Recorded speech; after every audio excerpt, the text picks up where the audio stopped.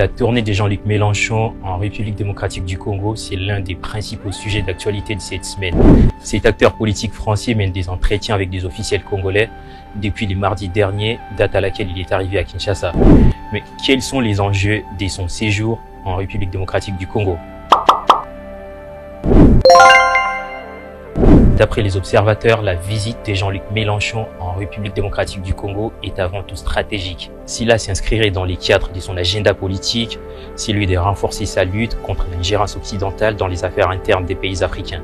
D'ailleurs, le moment est très bien choisi car la RDC s'apprête à tenir les élections en décembre prochain. C'est donc une période où la France et d'autres puissances occidentales exercent une certaine influence sur le déroulement de ces processus. Étant un farouche opposant face à cette forme de néocolonialisme, Jean-Luc Mélenchon choisit donc la RDC pour nager à contre-courant et ainsi crédibiliser son combat en faveur d'une Afrique libre et réellement indépendante.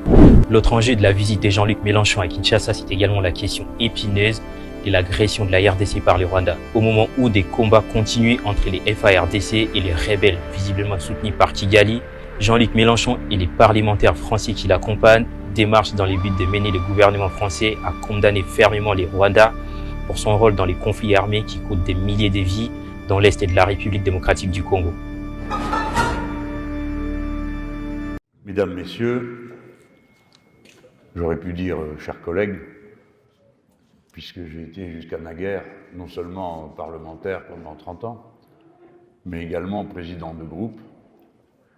Si je fais cette précision, c'est pour vous dire que je suis bien placé pour apprécier l'honneur que vous nous faites en étant présent, car je sais ce qu'est un emploi du temps de parlementaire.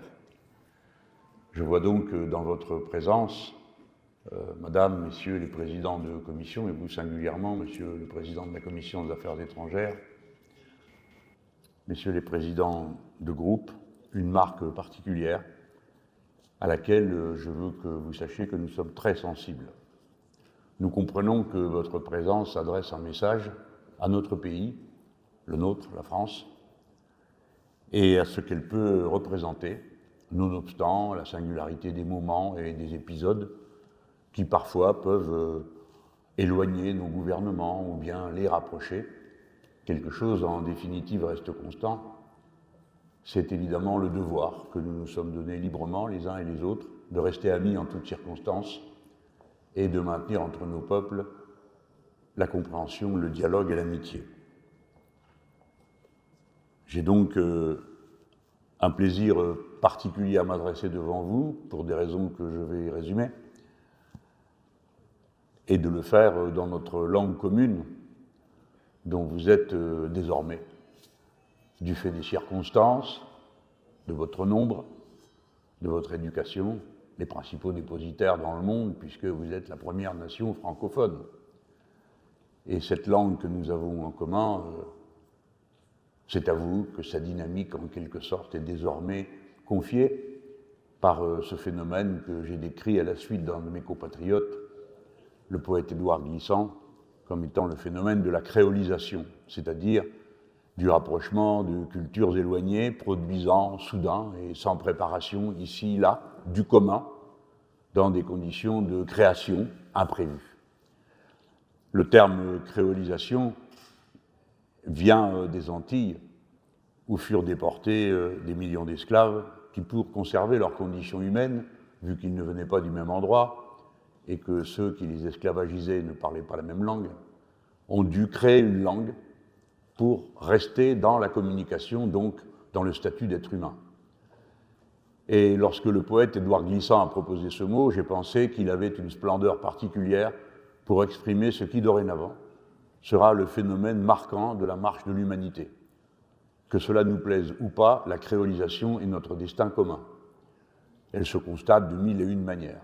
Et j'ai noté que ceux qui, par conservatisme, nous allons appeler de cette façon leur réflexe, ceux qui, par conservatisme, protestent contre cette créolisation comme si elle était une perte d'identité, une perte de soi, qu'ils protestent beaucoup moins dès lors qu'il s'agit de créolisation anglo-saxonne, qu'ils trouvent naturel de découvrir sur les façades de leurs magasins, les cartes dans les restaurants, que sais-je encore, les modes d'emploi. La créolisation reviendra dans mon propos. Dans l'instant où vous a présenté la délégation, je veux souligner son caractère politique qui tient, bien sûr, à l'identité politique particulière du mouvement insoumis, dont ils sont membres et au nom duquel ils ont été élus dans leur circonscription en toute connaissance de cause par ceux qui votaient pour eux. Mais nous avons ici une commission qui a un objectif politique dans sa présence en République démocratique du Congo. Monsieur Arnaud Le Gall, qui est membre de la commission des affaires étrangères et notre, en quelque sorte, et pour résumer, dussé-je faire souffrir sa modestie, notre ministre des Affaires étrangères, cher Président. Vous avez votre interlocuteur. Madame Abo-Mongoli est membre du bureau de la commission des affaires étrangères de l'Assemblée nationale française. Et Carlos Bilongo, bien connu de vous, qui est ici, est le président du groupe d'amitié France, République démocratique du Congo. Mes deux collègues, Le Gall et Bilongo, ont pris la tête d'une initiative, dont est membre évidemment Madame Abo-Mongoli, en faveur de la reconnaissance de la difficulté que rencontre aujourd'hui la RDC avec les intrusions de son voisin et les manigances qu'il ourdit ici. Cette résolution a été signée par 75 députés français. Peut-être sera-t-elle à l'avenir signée encore par d'autres. Elle se conclut en 3 points. Le premier est l'affirmation de la fraternité qui nous unit. Le second est la condamnation des actions, intrigues et agressions venues de l'autre côté de la frontière, en désignant par son nom le Rwanda, comme le fait avant nous l'Organisation des Nations Unies, la ministre des Affaires étrangères française, mais aussi le Parlement de l'Union européenne qui a voté sur ce point une résolution.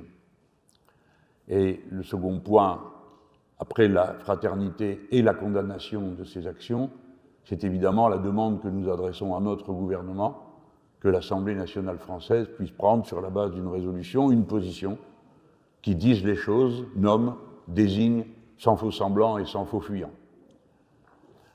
Nous espérons que notre déplacement ici, où nous avons fait fusionner en une démarche unique, d'une part la présence des parlementaires, de l'autre la mienne, dorénavant en retrait de l'Assemblée nationale, mais pas en retraite de l'action politique, et qui me fait répondre à l'invitation de l'Université de Kinshasa pour présenter le livre que je viens de faire paraître et qui réfléchit à l'avenir du monde. Il se trouve qu'il y a entre mon travail intellectuel, qui est la compréhension des conditions nouvelles dans lesquelles se mènent aujourd'hui les luttes pour la liberté, dont votre pays est au fond un des héritiers, et de quelle manière les populations peuvent affirmer leurs droits au premier et en définitive dernier des principes qui animent la vie des communautés humaines, c'est-à-dire la souveraineté politique. Ce point de rencontre est que nous sommes dans un ordre du monde qui est en train de changer totalement et radicalement. Peut-être suis-je en train de partager avec quelques-uns de ma génération le souvenir de ce que nous avons connu. Je suis né dans le monde de Yalta, c'est-à-dire un monde qui était partagé entre l'autorité de l'Union soviétique et la fascination qu'elle exerçait, et de l'autre côté, les États-Unis d'Amérique. Et qui, à la fin du système de l'Union soviétique, a conduit à un autre ordre du monde que vous avez connu, par contre, tous, qui était celui qui avait été affirmé en 1991 par le président Bush père, qui prétendait fonder un nouvel ordre du monde. Et de ce monde bipolaire, nous sommes passés à un monde qui voulait être unipolaire avant que tout s'effondre, et que nous soyons maintenant dans un monde apolaire, il n'y a plus de centre. Et chaque nation, chaque pays est invité à définir par ses propres règles et ses propres visions ces systèmes d'alliances qui peuvent être différents suivant les dossiers et les circonstances. Ce monde est en train de se réorganiser dans une compétition voulue par les États-Unis d'Amérique avec la Chine populaire. Et il est vrai que pour de nombreuses nations, cette nouvelle bipolarité présente l'avantage de n'être obligé de s'allier ou de s'aligner avec personne. Le non-alignement a donc trouvé dans cette forme de bipolarité une sorte d'espace de liberté dans lequel il est possible de construire.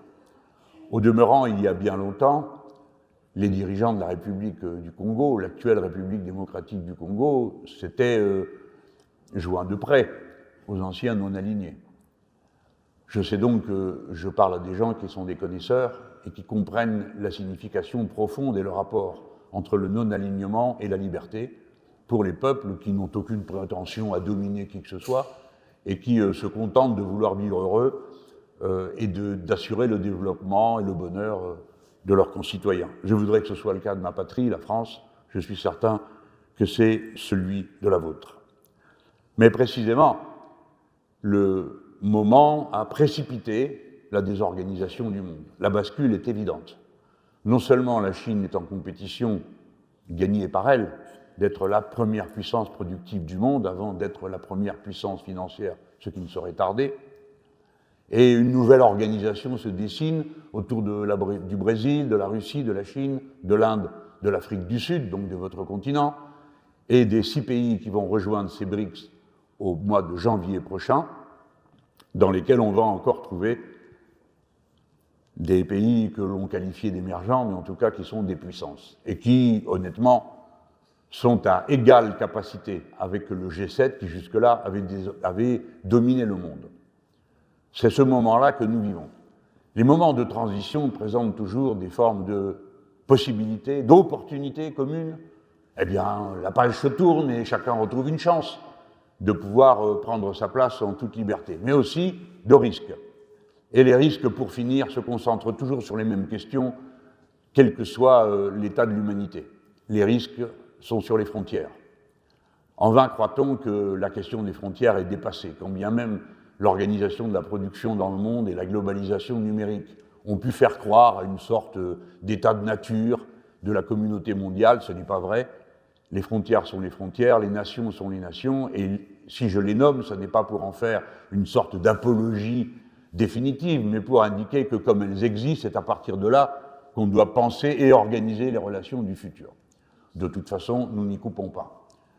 Et il est donc d'une importance singulière qu'avant toute chose, la sécurité de ces frontières soit garantie, parce que ni la paix, ni aucun dialogue, ni intérieur, ni international, n'est possible entre des nations qui seraient perpétuellement menacées sur leurs frontières de conflits. Et c'est exactement ce qui vous arrive.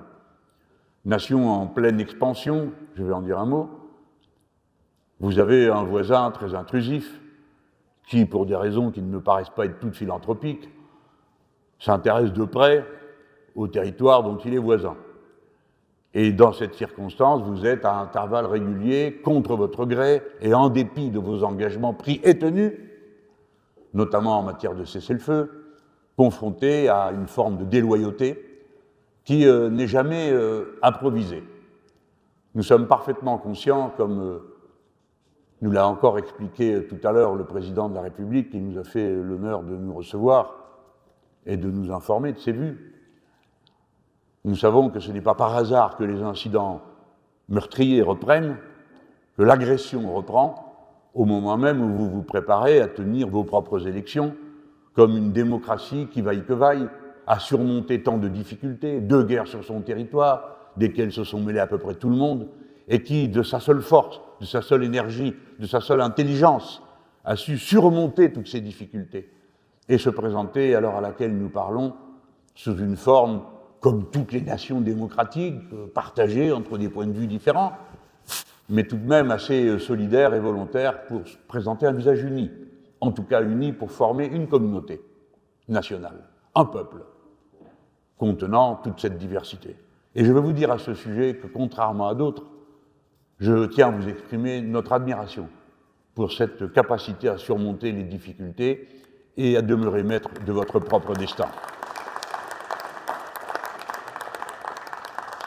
De la sorte, ici, en République démocratique du Congo, on voit comment les 3 questions traditionnelles de la vie des nations, c'est-à-dire la sécurité des frontières, la souveraineté de l'État sur son territoire et la population qu'il contient, qui est la base de la définition de la souveraineté, et enfin la démocratie, sont liées en un seul et même projet qui se trouve être mis en cause par l'intervention extérieure, qui pourrait provoquer, j'ai bien dit qui pourrait provoquer une perturbation assez profonde de la vie de la démocratie de la RDC pour ensuite servir de prétexte à de nouvelles provocations qui pourraient désorganiser toute la zone.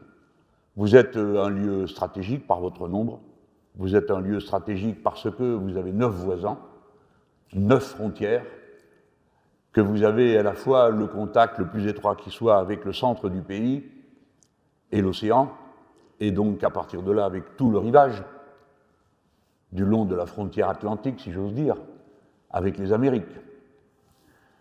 Ce n'est pas par hasard que tant de choses se produisent et dépendent des décisions et des capacités de la République démocratique du Congo à rester maître de son action et donc de la paix qu'il est capable de protéger. Je voudrais vous dire que si j'y attache cette importance, c'est que le mouvement que j'ai l'honneur d'animer avec d'autres et avec les députés que vous voyez ici partage une conviction, à la vérité assez isolée dans la classe politique française et sans doute européenne.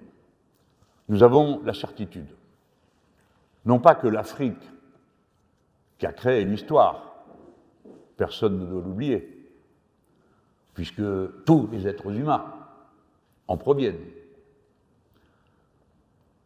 Et si j'y fais mention, c'est parce que naguère quelqu'un a prétendu que vous n'étiez pas entré dans l'histoire.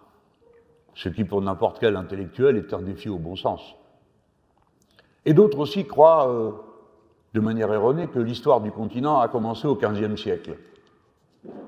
Eh bien non, ce n'est pas le cas. Eh bien donc, disais-je, l'Afrique, qui a créé l'histoire humaine, puisque tout le monde en vient, n'est pas seulement dans le futur de l'humanité. Je vais essayer de le résumer dans une phrase dont le caractère, j'espère choquant, permet d'aller plus avant dans la réflexion et de briser les routines intellectuelles. L'Afrique n'est pas dans le futur, elle est le futur. Pour une raison que j'explique en quelques mots.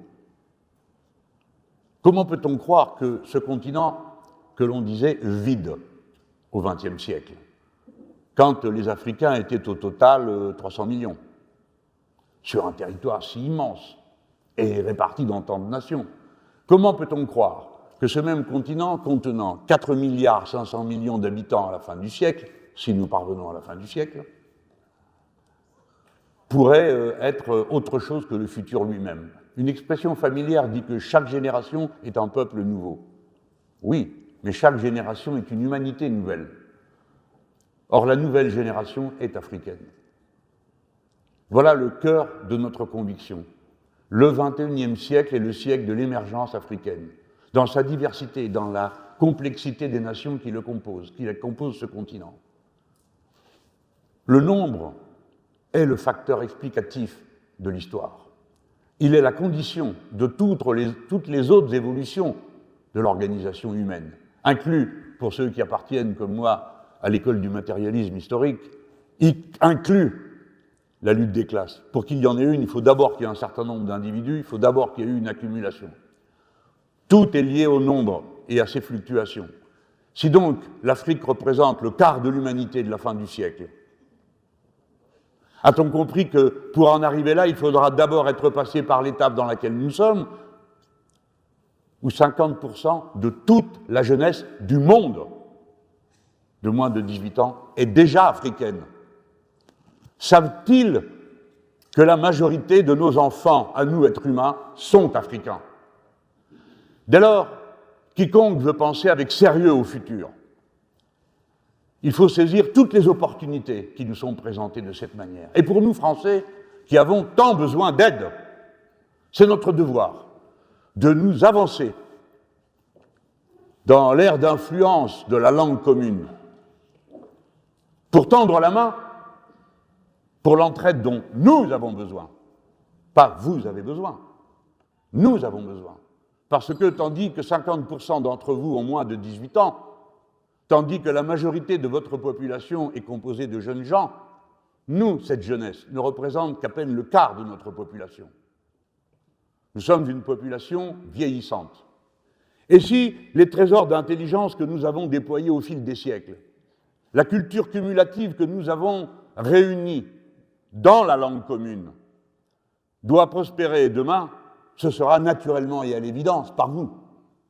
Et à notre tour, si nous voulons bénéficier de la dynamique de la jeunesse, de l'inventivité qu'elle va devoir obligatoirement déployer pour créer ce monde nouveau, si nous voulons pouvoir en bénéficier comme une contribution intelligente à notre futur, alors il faut savoir s'entraider, plutôt que de vouloir dominer, plutôt que de donner des conseils, plutôt que de dire aux autres ce qu'ils doivent faire.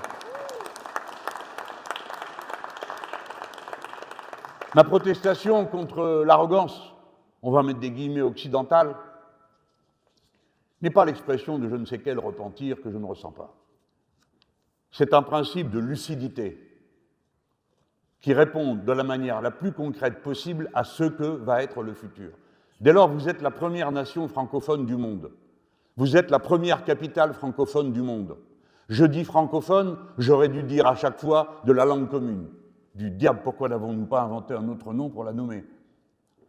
Est-ce que nous allons dire que nous sommes congolophones? Pourquoi pas, puisque vous êtes les plus nombreux.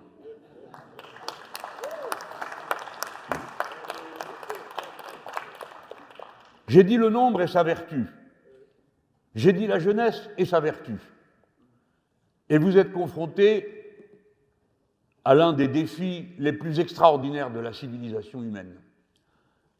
Mon livre résume 390 millions d'années d'existence des hominidés, en prenant les problèmes tels qu'ils sont aujourd'hui, c'est-à-dire d'une humanité qui a une condition complètement différente de toutes les générations du passé. Nous, vous, avez été d'abord des peuples paysans, une humanité répartie dans des espaces immenses de survie autonome. Nous sommes maintenant tous en majorité des citadins. Vous l'êtes à plus de 56%. C'est un bond inouï si l'on se réfère aux années du milieu du siècle précédent où moi-même je suis né. C'est inouï, c'est sans précédent. Dans nos régions, c'est 80% de la population qui vit en ville. Le nez sur le guidon, on ne le voit plus. Et pourtant, c'est la réalité. Dès lors que nous sommes en ville, nous dépendons pour produire et reproduire notre existence matérielle entièrement et complètement des réseaux collectifs. De tous les réseaux collectifs, l'électricité, l'eau, les approvisionnements, l'éducation.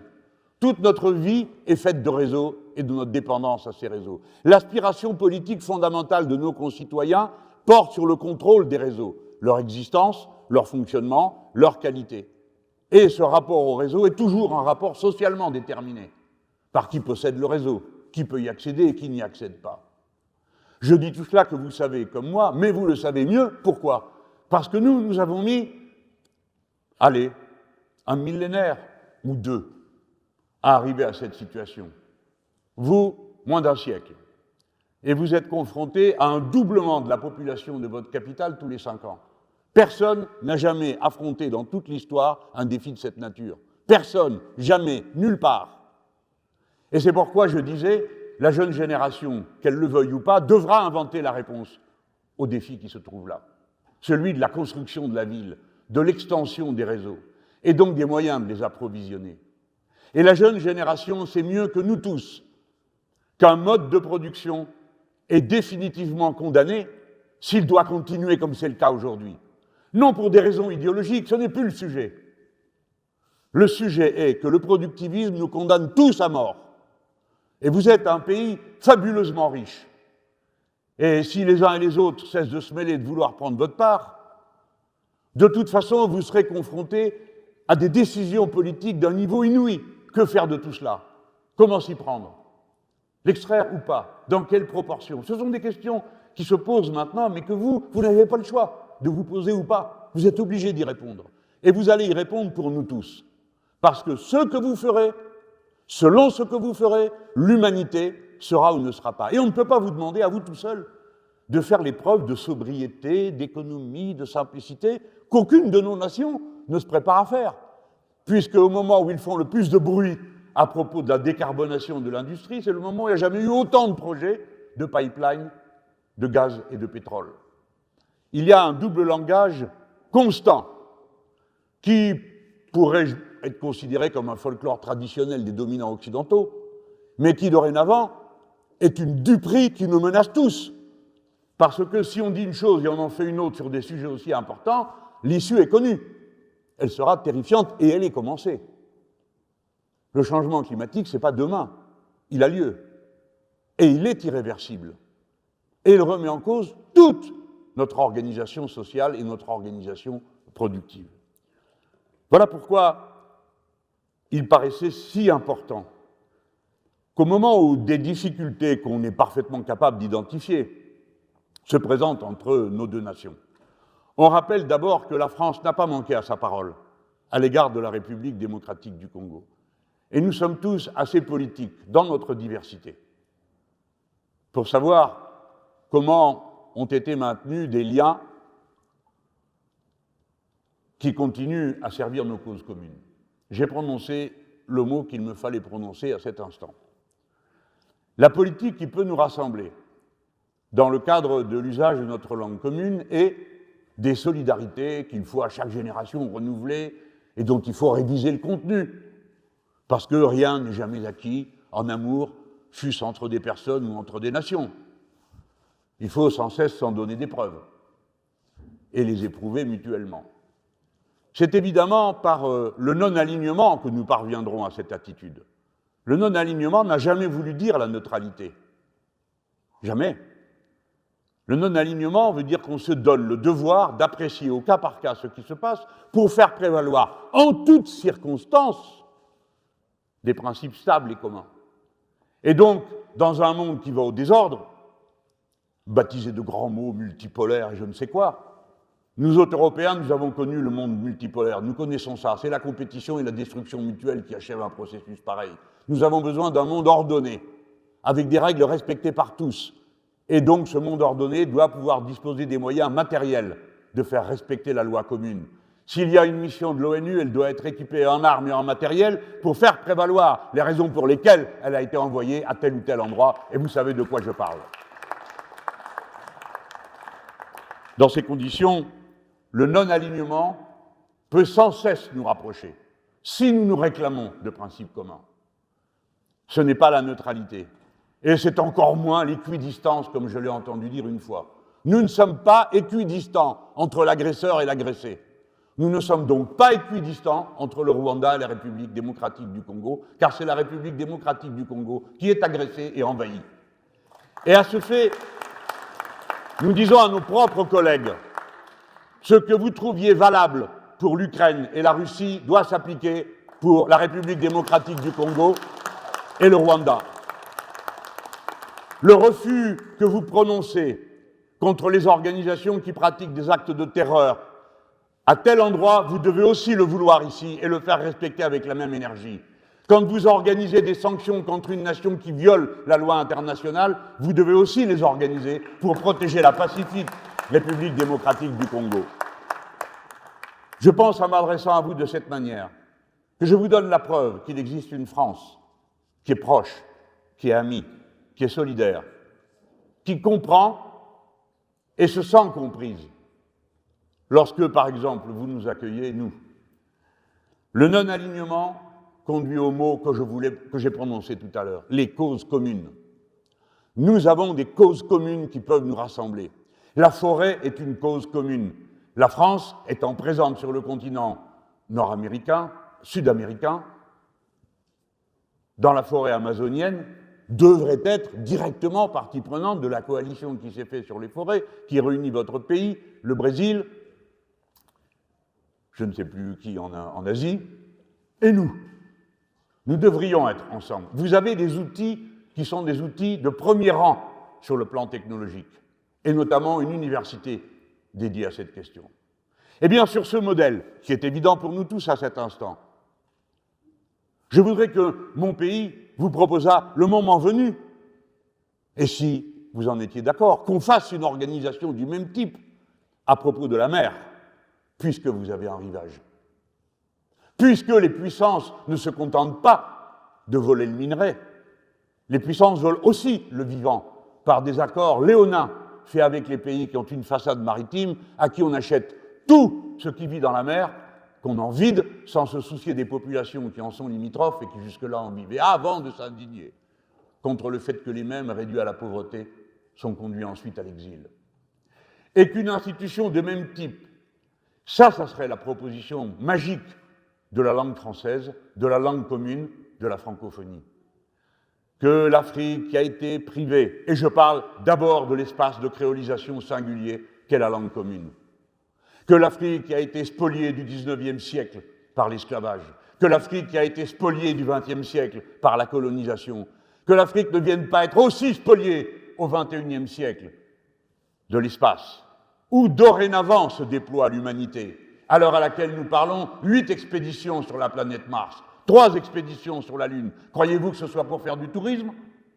Croyez-vous que ce soit par pure philanthropie et enthousiasme pour un nouveau point de vue sur le ciel étoilé? Non, bien sûr.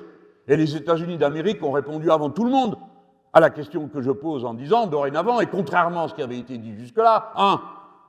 Premier arrivé, premier servi.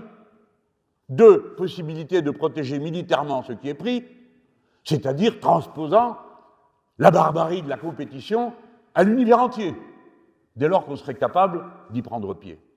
Est-ce que nous, vieillissants, vous si jeunes, nous n'aurions pas un intérêt commun à avoir une université de l'espace qui permette à la zone de la langue commune, elle aussi, d'accéder, comme d'autres le font sur ce continent?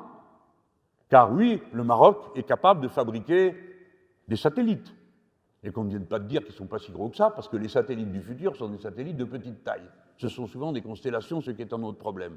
Mais d'autres pays africains ont des satellites. Voilà ce que je voulais décrire rapidement. Je m'excuse peut-être de la longueur du temps que j'ai pris pour vous le présenter, qui au fond revient à dire une chose. Nous avons en usage une langue commune, mais nous savons bien que c'est ce qui nous permet d'être meilleurs êtres humains, avant tout, puisque nous pouvons chanter dans la même langue, nous pouvons inventer de la musique dans la même langue, nous pouvons nous échanger les mots, les peintures, et donc être meilleurs êtres humains, plus profondément cultivés par la langue commune. Mais nous sommes avant tout composantes du peuple humain. Le peuple humain, c'est notre communauté de destin parce que nous sommes tous dépendants du même écosystème. Et que la meilleure des preuves qui vient nier les discours racistes qui ont entouré et justifié l'exploitation la plus honteuse des êtres humains au nom de prétendues différences de race est démentie par le sort commun qui nous attend.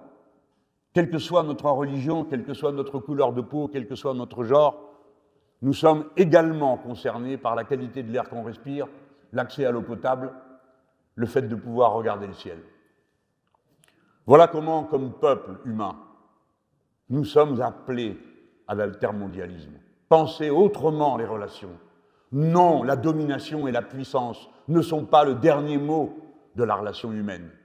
La puissance morale, la puissance intellectuelle, la puissance de prévision, voilà la vraie racine de la puissance. Le reste est une illusion provisoire et barbare qui donne tout le pouvoir au plus fort parce que c'est lui qui a la possibilité à un moment donné de faire taire tous les autres.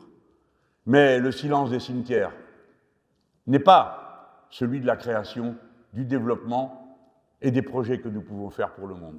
J'achève en vous disant toute ma confiance, toute l'affection qui anime notre délégation, toute l'espérance. J'aurai l'honneur et le bonheur de rencontrer votre jeunesse étudiante bientôt pour pouvoir lui présenter quelques thèses. Je rassure qui serait inquiet par cela, je n'évoquerai pas les chapitres sur la révolution citoyenne. Je n'ai pas l'intention de me mêler de la vie politique de votre pays. Je crois que j'ai assez à faire avec le mien et que vous ne manquez pas d'imagination pour ce qu'il y a à faire chez vous. Mais je le dis en plaisantant, mais en même temps pour donner un signal d'alerte.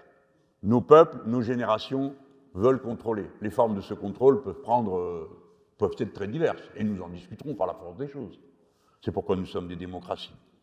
Mais c'est surtout ce monde nouveau, l'opportunité à saisir que du nouveau déséquilibre surgisse un nouvel équilibre qui, pour une fois, serait respectueux de l'humanité. Merci.